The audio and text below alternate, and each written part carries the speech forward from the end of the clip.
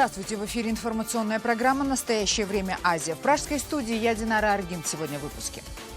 В Бишкеке взорвали высокопоставленного прокурора, который занимался выявлением коррупционеров в рядах Генпрокуратуры. Эркен Курманалиев чудом остался жив, но ему оторвало руку. У него кровоточит буквально все тело. Мы прикладываем все усилия для того, чтобы спасти его жизнь. Турция рекомендует и Казахстану разобраться с турецкими лицеями и университетами Фетуллаха Гюлена, которого Эрдоган считает вдохновителем военного переворота. В случае согласия казахстанских властей закроются лучшие учебные заведения страны. Этот вопрос будет рассмотрен, будет дан официальный ответ. Кыргызская милиция и добровольцы не справляются с уничтожением дикой конопли. Химикаты не помогают, приходится выдирать тысячи гектаров марихуаны вручную. Это большая опасность и вред для местной молодежи. Для того, чтобы они не встали на неверный путь, мы вместе с РОВД проводим такие работы. Мятежный Алеппо полностью окружен армией Башара Асада. На улицах идут ожесточенные бои. Россия объявила, что начинает операцию по выводу из города его жителей и даже боевиков, но только тех, кто сдаст оружие. Повстанцы уже назвали этот план предложением о капитуляции. Мирным гражданам, оказавшимся в заложниках у террористов, а также для боевиков, пожелавших сложить оружие, открыть 3 гуманитарных коридора.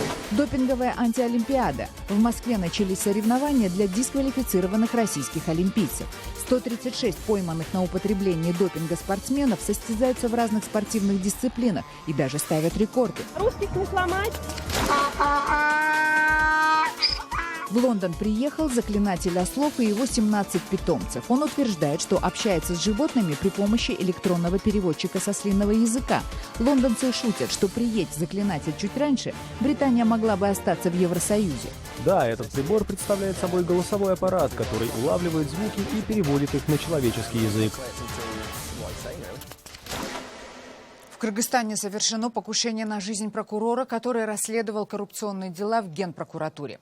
На крыше машины старшего прокурора отдела служебных расследований Генпрокуратуры Эркина Курманалиева взорвалась коробка, начиненная болтами и шурупами. Взрыв произошел в селе Ортусай, на парковке многоэтажного дома, где жил прокурор. Вы как раз видите кадры этого места. Сотрудники полиции продолжают собирать вещественные доказательства. Как сообщают очевидцы, Курманалиев, увидев на крыше своего автомобиля коробку, предположительно из-под обуви, решил ее убрать, и в этот момент раздался сильный взрыв. Курманалиеву оторвало руку, но он остался жив, сохранял самообладание и даже смог продиктовать номера телефонов экстренных служб и прокуратуры. Но мы где-то 8:30 приехали на работу с напарником, зашли, и где-то около 9 часов услышали сильный хлопок, подумали, что-то упало, вышли, и смотрим, там что-то происходит сзади, в соседнем дворе. И получается, увидели там человека, сидел он, у него не было руки, кисти, машина развороченная, Lexus стоял, Он в сознании сидел, в шоке был, судя по всему. На момент записи нашей программы врачи больницы, куда доставили раненого прокурора, говорили, что продолжают бороться за его жизнь. Состояние Курманалиева оценивалось как крайне тяжелое. По мнению родственников прокурора, с которыми поговорили журналисты у дверей в реанимацию, покушение могло быть связано с его профессиональной деятельностью. Давление 0, там джок. У него очень сильно упало давление, оно равно практически нулю. Ему оторвало кисть руки, восстановить ее уже не удастся. Мы провели операцию и зашили все сосуды. У него кровоточит буквально все тело, 1000 осколков попали под кожу, в том числе и в левый глаз. Скорее всего, он уже не будет им видеть. Мы прикладываем все усилия для того, чтобы спасти его жизнь. Съемочная группа нашей программы побывала на месте покушения в первые же часы. У нас на связи наш корреспондент Шавкат Тургаев. Шавкат, здравствуйте. Есть ли новые подробности этого происшествия? Здравствуйте, Динара. Саперы и криминалисты на месте происшествия уже завершили свои работы. Милиция сейчас пока не дает никаких комментариев.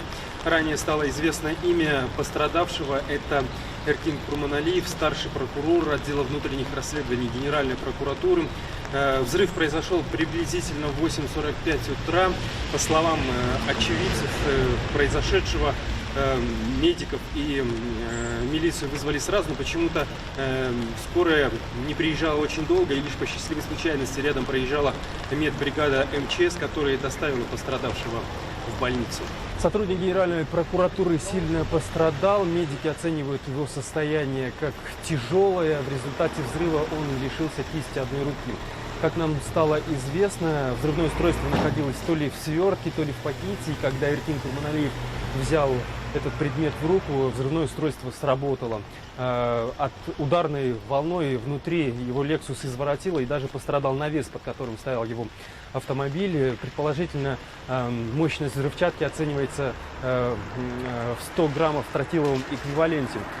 Сейчас милиция совершенного преступления не выдвигает никаких версий. Известно лишь, что возбуждено уголовное дело по статье покушения на сотрудника правоохранительных органов. И стало известно вот недавно, что это дело, расследование этого дела взял под личный контроль министр внутренних дел Кашкар Джумшалиев. Динара. Спасибо, Шавкат. Казахстан оказался в числе стран, к которым обратилась Турция с просьбой закрыть все турецкие лицеи и университеты, которые спонсирует живущий в США религиозный деятель Фетхуллах Гюлен. Эрдоган считает, что именно Гюлен является вдохновителем недавнего военного путча. Если казахстанские власти согласятся это сделать, в республике закроются лучшие учебные учреждения. Выпускник казахско-турецкого лицея Асет Ахметов вместе с братом основал свою IT-компанию. Знания, полученные за годы учебы в КТЛ и университете Сулеймана Демиреля, позволили Асету стать успешным бизнесменом. Благодаря преподавателям лицея он выбрал будущую профессию еще в 8 классе. Турецкий язык я, к сожалению, уже подзабыл. Изъясняться свободно не получается. Конечно, я понимаю, что-то помню, тем более он очень похож на казахский язык. Но таких вот связей, то, что вот я закончил казахско-турецкий лицей и у нас бизнес, скажем, связан с какими-то турецкими компаниями или с Турцией, ну, абсолютно нет. Казахско-турецкие лицеи стали первыми в Казахстане учебными заведениями с элементами европейского образования. Часть предметов преподается на английском, лицеисты изучают турецкий язык. Углубленно преподается родной казахский. По госстандарту есть предмет религиоведения. Он ведется как факультатив в 9 классе. Его может преподавать или учитель истории, или учитель казахского языка. Хиджаб в нашей школе запрещено, и учеников с таким положением мы принимать не будем. При поддержке Международного фонда КТ в Казахстане открылись 27 государственных и 3 частных лицея, 2 международные школы, 2 колледжа и университет имени Сулеймана Демиреля. Основная часть преподавателей – казахстанцы, порядка 10% педагогов – иностранные граждане. 27 государственных КТЛов, казахско-турецких лицеев, все они полностью в основном финансируются государством. У них не вот эти зарплаты учителей, всех такие ком-услуги. Но КТФ отправляет зарплаты вот иностранцам в основном, плюс еще некоторым учителям, у кого, например, там мы проводим стипендии вот КТФа, если кто заслуживает, мы тоже им отправляем. Казахско-турецкие лицеи имеют статус школ для одаренных детей. По итогам единого национального тестирования 2016 года выпускники показали высокий результат. 103 КТЛовцы получили золотые медали. Еще 72 – аттестаты с отличием. Официального обращения со стороны турецких властей касательно деятельности казахско-турецких лицеев не поступало. Но по мере поступления этот вопрос будет рассмотрен, будет дан официальный ответ. Учебные программы казахско-турецких лицеев – это программы казахстанские. Они несколько адаптированы под международный стандарт с преподаванием ряда предметов естественно-математического направления на английском языке. За 24 года деятельности казахско-турецких лицеев образование получили более 25 тысяч выпускников. Многие из них имеют свой бизнес или руководят нацхолдингами, работают в высших эшелонах власти. От Турции там осталась, наверное, только буква «Т», то есть там, то, что турецкий лицей. Где-то что-то как бы подправилось под наши реалии казахстанские. И уже практикуется абсолютно по-нашему здесь, по-казахски. Посол Турции в Казахстане Невзат Уяных заявил, что практически все учебные заведения под казахстанско-турецкой вывеской отношения к Турции не имеют. Официально при поддержке государства, при поддержке правительства Турции учебное заведение, которое было официально открыто и официально поддержано правительством нашей страны, это Международный казахстанско-турецкий университет имени Ясави, который осуществляет свою деятельность в Туркестане, в Южно-Казахстанской области. Остальные учебные заведения, которые работают на территории Казахстана и используют название казахско-турецкие школы или казахско-турецкие лицеи, не имеют никакого отношения к государственным органам нашей страны. Модель полиязычного обучения казахско-турецкого лицея теперь внедряется во всех школах Казахстана. Преподаватели КТЛ обучают сельских педагогов. И на данный момент оснований для прекращения деятельности учебных заведений, в свое время открывшихся под эгидой фонда КТЭФ, казахстанские власти не видят. Айнур Коскина, организатор СПАНов Дмитрий Беляков, Павел Энгельгард. Настоящее время. Тем временем из Азербайджана, где власти, уступив требованиям Турции, закрыли лучший местный университет, пришло сообщение, что остановлено вещание местного телеканала АНС, который показал интервью с Фетхуллахом Гюленом и освещал попытку военного переворота в Турции. В своем официальном заявлении Национальный совет по телевидению и радиовещанию заявил, что позиция руководства канала идет вразрез с позицией государства. Турецкие власти пытаются также переложить на проповедника Фетхуллаха Гюлена ответственность за сбитый российский самолет Су-24.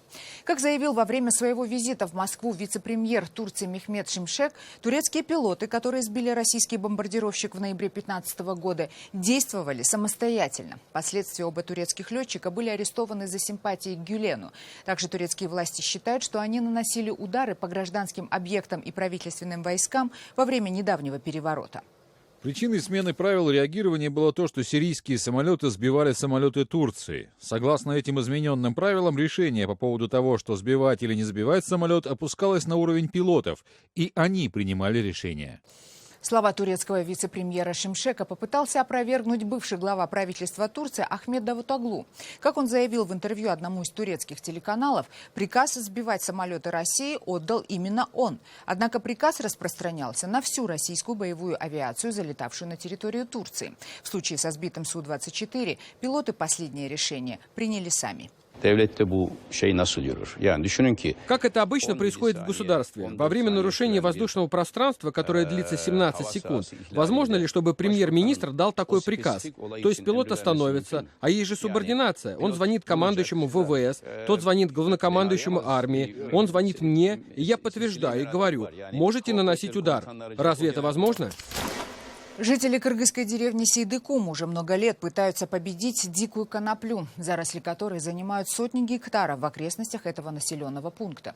Сельчане обрабатывали марихуану химикатами, пытались выкашивать вручную, но остановить разрастающуюся наркотическую траву местные власти не могут. И пока с одной стороны конопляных полей идет непримиримая борьба на уничтожение, с другой стороны собирается урожай. Чебек Бегалиева с подробностями.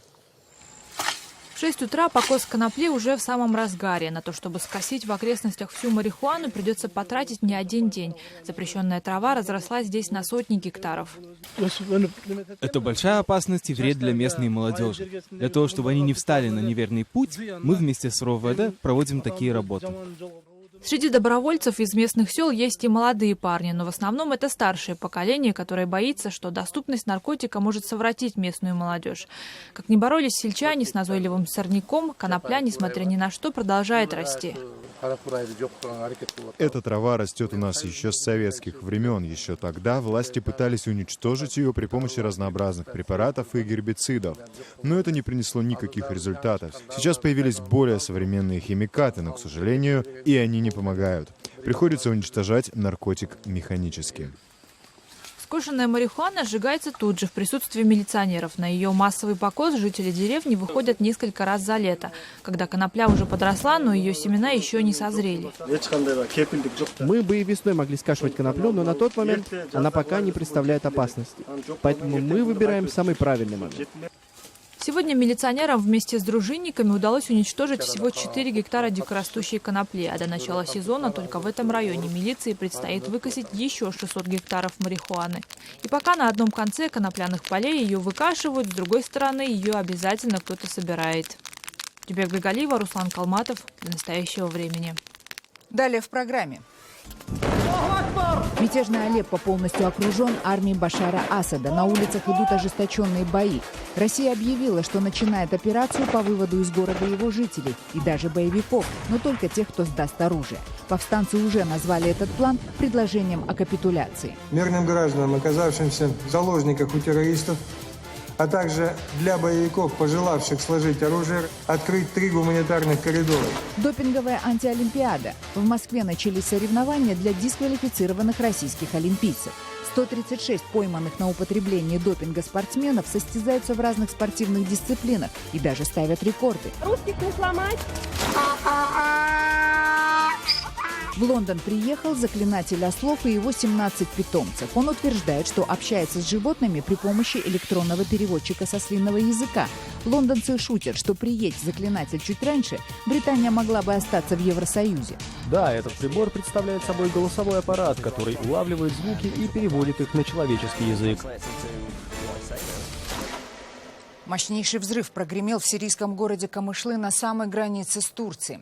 В центре города взорвался заминированный грузовик. Погибли как минимум 50 человек. Целый городской квартал был разрушен. Ответственность за этот теракт уже взяло на себя Исламское государство. Террористы заявили, что это была месть курдам, живущим в Камышлы, за их борьбу с джихадистами. Как сообщает Рейтер, взрыв был двойным, и десятки людей, пришедших на помощь после первого взрыва, также были убиты. Это кадры с места теракта, которые распространяет агентство Рейтер. Вы видите момент за мгновение до второго взрыва. Террористы из ИГИЛ взорвали грузовик недалеко от казарм и штаба курдского ополчения, которое при поддержке США наступает на сирийскую столицу ИГИЛ, город Ракку. Взрыв, прогремевший в Камышлы, был такой силой, что даже в соседнем городке выбило все стекла. Сирийская армия заявила, что ей при поддержке российской авиации и спецподразделений удалось полностью окружить мятежный город Алеппо. И с сегодняшнего дня начинается осада его восточной части, где сосредоточены разные группировки сирийских антиправительственных повстанцев, включая террористические организации Джабхат ан-Нусра и ИГИЛ. Бои за последнюю дорогу, связывающую мятежников с внешним миром, по которой доставлялись в Алеппо вооружение и продовольствие, носили крайне ожесточенный характер. Обе стороны потеряли сотни солдат, десятки единиц боевой техники. Но все же правительственной армии удалось сломить сопротивление джихадистов.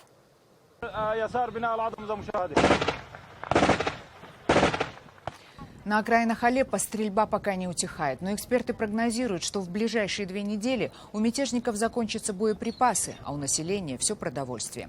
Также считают и в ООН. Там не исключают массового голода в крупнейшем мегаполисе Сирии. Ситуация крайне серьезная, это не вызывает сомнений. Мы уже знаем, что продовольствие осталось на 2 недели, а склады разбомблены. А в связи с тем, что уничтожены почти все медицинские учреждения, пекарни, в связи с тем, что в городе находятся тысячи раненых, гуманитарная катастрофа почти неизбежна. Город де-факто в осаде, он полностью окружен, поэтому часы для его населения тикают.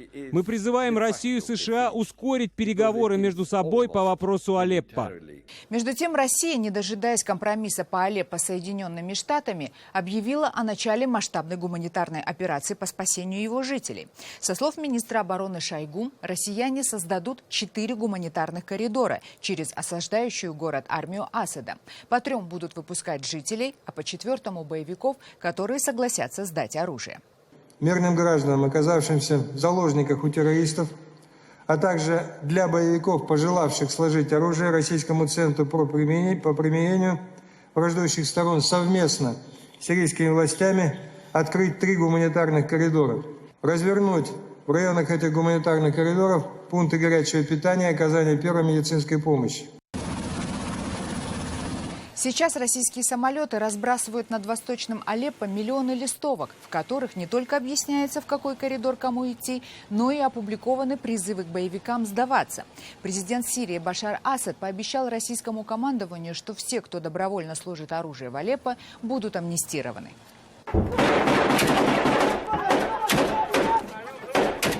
Однако повстанцы пока сдаваться не спешат. По их мнению, российский план больше напоминает предложение о безоговорочной капитуляции. А Башару Асаду они просто не верят и считают, что все, кто сдастся на милость победителя, будут уничтожены или брошены в тюрьму. На сегодняшний день в Восточном Алеппо находится порядка 275 тысяч жителей, не успевших покинуть его до установления полной блокады. В аэропорту Рио-де-Жанейро встречают российскую сборную. В Бразилию она прилетела в урезанном составе. Международные спортивные федерации накануне одобрили участие в Олимпиаде 250 россиян. Еще 136 были вынуждены остаться дома, так как были дисквалифицированы за употребление допинга. Для них в Москве власти организовали турнир с символическим названием «Звезды-2016».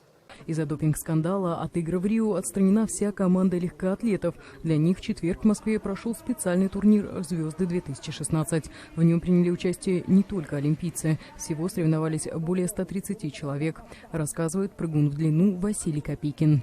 Показать, что все равно мы выступаем, продолжаем сезон, тренируемся, готовимся. Главное, чтобы мы не упали духом. А вот двукратная олимпийская чемпионка по прыжкам с шестом Елена Исенбаева выступать не стала. Она объяснила это тем, что вместо тренировок последние 2 недели занималась судами. Обладательница 28 мировых рекордов пыталась обжаловать решение ИААФ и добиться допуска к играм в Рио. Но в четверг вечером сообщила, что ее заявку окончательно отклонили. Русских не сломать. Мы не раз падали и вставали, а нас часто давили. Пытались сломать, но ничего ни у кого не получалось.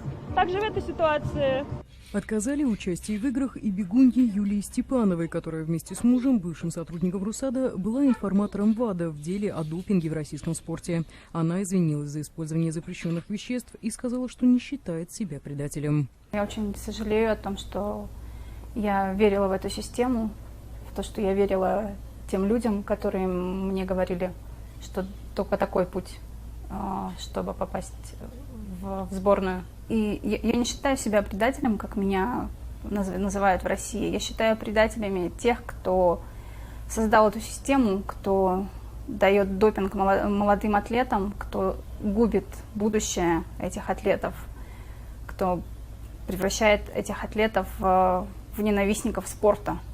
Потому что я видела очень много загубленных спортивных судеб. Я считаю, именно те, кто все это создал, и те, кто это поддерживает, вот они как раз и предатели. Единственной российской легкоатлеткой, допущенной до игр, стала прыгунья в длину Дарья Клишина. Она живет и тренируется в США. В Лондоне появились говорящие по-английски ослы. Их хозяин утверждает, что он изобрел специальное устройство, которое может переводить ослиный язык на человеческий. Пока взрослые гадают, насколько точен перевод, дети наслаждаются общением с животными. Пожалуй, в это непросто поверить, но человечество изобрело устройство для перевода ослиного рева на английский язык. Если вам интересно, о чем говорят ослы, вы можете подробно узнать об этом в Лондоне. Марк Иннесон работает с этими животными больше 20 лет. У меня 17 ослов. Я работаю с ними постоянно, изо дня в день, и подмечаю присущие им движения, эмоции и в целом, о чем они думают. Это можно понять по выражению морды, движению ушей. Это просто язык тела. Но и технологический прогресс не обошел ослов стороной. Вот это устройство, которое висит у них на шее, улавливает издаваемые животным звуки и выдает сказанное на чистом английском языке. «Держись покрепче», — произносит аппарат механическим голосом. Да, этот прибор представляет собой голосовой аппарат, который улавливает звуки и переводит их на человеческий язык. В особенный восторг возможность покататься на говорящих осликах приводит детей. И пока взрослые рассуждают о том, насколько точно аппарат улавливает частоты ослиного рева и подвергают сомнению достоверность перевода, дети наслаждаются задушевным разговором. Это были все новости, о которых мы хотели вам рассказать. Читайте нас в социальных сетях и смотрите на сайте KarenTime.tv. Мы встретимся с вами на следующей неделе. Хороших вам выходных.